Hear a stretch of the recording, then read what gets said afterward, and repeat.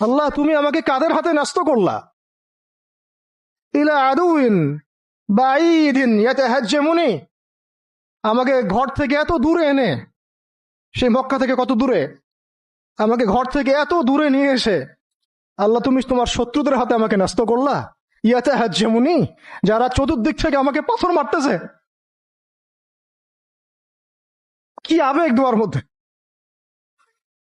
কি ভাষা, কি লাফজ! ইলা আদুইন বাঈদিন ইয়াতাহাজ্জামুনি, তুমি আমাকে আল্লাহ ঘর থেকে বের করে এত দূরে নিয়ে আসলা, শত্রুদের হাতে সোপর্দ করলা, তারা আমাকে চতুর্দিক থেকে পাথর মারতেছে।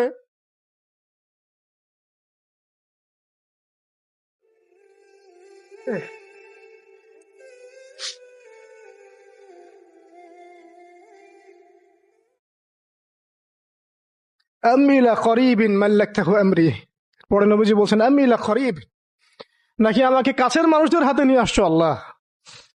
আল্লাহ তুমি কি আমাকে কাছের মানুষদের হাতে উঠাই দিছ?